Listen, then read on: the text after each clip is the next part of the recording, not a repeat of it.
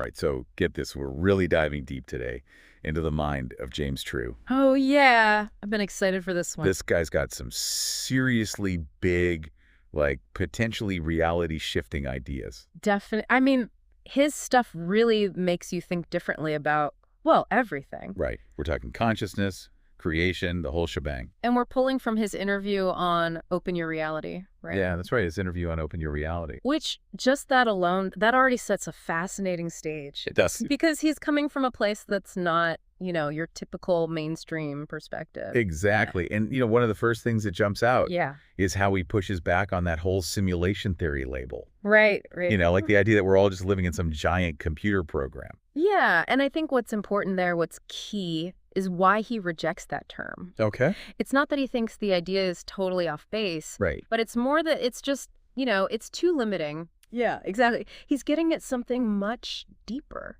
Something about how we actively participate in creating what we experience as reality. Okay, so it's less about like being plugged into the matrix and more about what? Are we like crafting the code ourselves somehow? In a way, yeah. I mean, he uses this really cool analogy with 3D modeling software. Okay. And so think about how like the same data, the same underlying structure can be viewed in totally different ways, right? Right. You can have a flat 2D blueprint, or you can have like a fully rendered 3D object, with the textures and the lighting and everything. So it's like the information's the same, it's just how we're choosing to view it. Okay, I'm starting to see where this is going. Yeah. So it's like our consciousness is the software. Okay. And we're kind of choosing how to render reality based on our own, I don't know, processing power. Yeah. He even talks about it in terms of hertz. Yeah. Like our consciousness has bandwidth, just like your internet connection or whatever. So at a lower hertz level, we might experience like a simpler world, more black and white. Right, like less nuanced. Yeah, exactly. Think more basic narratives, good versus evil, that kind of thing. Okay, so hertz in this context equals how much complexity our awareness can handle at a given time. Exactly. I like it. So what happens when that bandwidth expands? Then things get really interesting. Okay. Because we can handle more nuance, more shades of gray. Yeah. We start to see the interconnectedness of things, like even those uncomfortable truths that are maybe always there, but just outside our previous range of perception.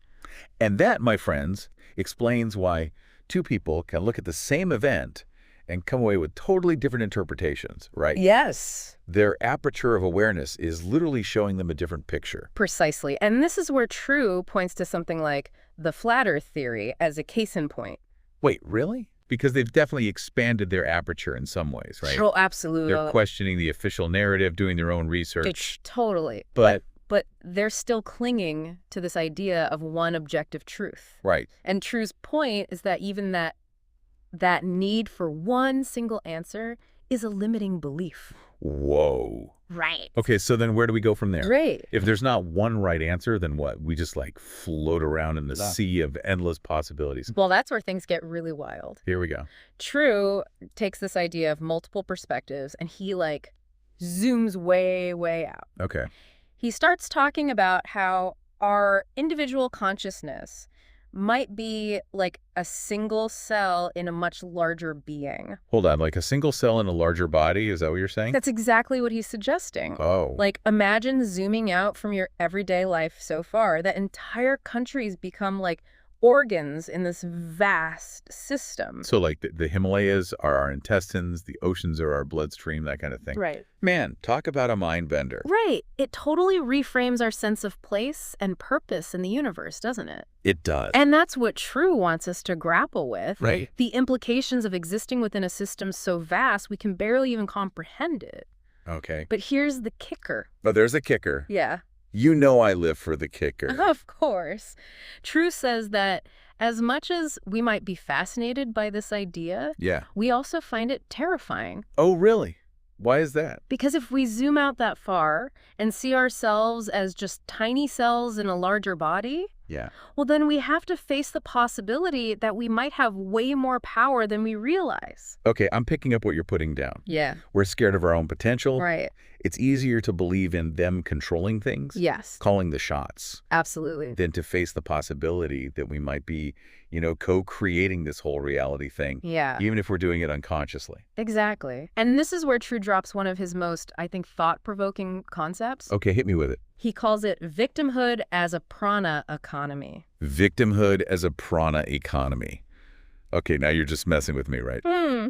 What does that even mean? No. I know it sounds a little out there at first. Just a little bit, yeah. But stick with me here because this is where things get really interesting. Okay. So prana, basically we're talking about life force energy. Okay. That vital energy that flows through, all living things. Okay, got it. Right. So energy, we're talking about energy. Yeah. What does that has to do with being a victim? So Trana is suggesting that when we buy into the narrative that, we're powerless, Okay. that things are happening to us, that we have no control. Right. We're actually giving away our prana. Oh, interesting. Or vital energy. Like we're making this unconscious transaction, handing over our power to the very things we're afraid of. So it's less about denying that bad things happen, and more about how we react to them. Like, are we choosing to stay stuck in that victim mindset? Yeah. Or are we actively looking for ways to reclaim our power, to reclaim our energy? Yes. And this is where True's whole thing about Hertz levels comes back into play. Okay. He'd say that when we're stuck in a low Hertz state, characterized by fear, scarcity, that victim mentality, it literally takes more energy to even entertain the idea that we might actually have more power than we think. Because if you're so used to seeing yourself as powerless, and then suddenly you're like, oh, wait, I might actually have the ability to change this thing. It's overwhelming. Yeah, it's overwhelming. It would be. Like upgrading from dial-up to high-speed internet. Totally. Like your system has to adjust to handle that increased flow of information, that expanded awareness. Totally. And sometimes our first instinct is to retreat back to what feels safe and familiar. Right, even if it's not good for us. Exactly. It's way easier to point the finger and be like, well, it's them, whoever they are. Oh, yeah. Than to look in the mirror and be like, oh, maybe I'm contributing to this mess too. Yeah. But it sounds like True is suggesting that those moments when we can actually own our power, even if it's uncomfortable, that's where real growth happens. Absolutely. And he doesn't just leave us hanging with these big, heady concepts. He actually offers some practical tools. Okay, like what? To help us raise our Hertz level. Yeah, give me the good stuff. Okay. How do we put this into practice? So one of the most surprising connections he makes, I think, is between our physical posture and our Hertz level. Really? He calls it spinal electricity. Spinal electricity was... So basically he's saying that when we stand tall, shoulders back, spine straight, it literally allows more energy to flow through our bodies. So we're not just talking about good posture in the traditional sense. Right. Like my mother telling me to stop slouching. Right, exactly. He's suggesting that our physical state can directly impact our mental and emotional state. Exactly. He's saying that when we're hunched over, collapsed inward, it constricts the flow of energy. Wow. Which can contribute to those feelings of fear, anxiety, powerlessness. Interesting. But when we stand tall, open our chests, it's like we're sending a signal to our nervous system that says, hey, we're good. We got this. We're safe. We're ready to handle whatever comes our way. You know what's so funny is I actually caught myself slouching while you were explaining that. My body was literally mirroring that collapsed low energy state. Right. It's amazing how much we embody these concepts without even realizing it. Totally. But that's the power of becoming more aware, right? Yes. Once we see it, we can start to shift it. I like it. And that's what True is all about. Okay. Giving us the tools to become conscious creators of our own reality. And it's not just about posture either, right? Yeah. He talks about the food we eat, the information we consume. Oh, absolutely. The people we surround ourselves with. 100%. All of these things can either raise or lower our, what do we call it, our Hertz level, our capacity to handle the complexities of life. Exactly. He's basically saying that we have to be mindful of the inputs, the energy we're feeding ourselves, both physically and mentally. It's like choosing the right fuel. Yes. For the journey we want to take. Yes. If we're trying to operate on high octane awareness, but we're filling our tanks with, fear-mongering news and processed food. It's no wonder we feel stuck. Right. And that's why True encourages us to become more discerning, more conscious of what we're allowing into our energy fields. Right. Because ultimately, it all comes back to that question of personal power. Okay. Are we going to keep outsourcing our energy, giving our power away to things outside of ourselves? Right. Or are we going to reclaim it? Okay. And start consciously creating a reality that reflects our highest potential? Love it.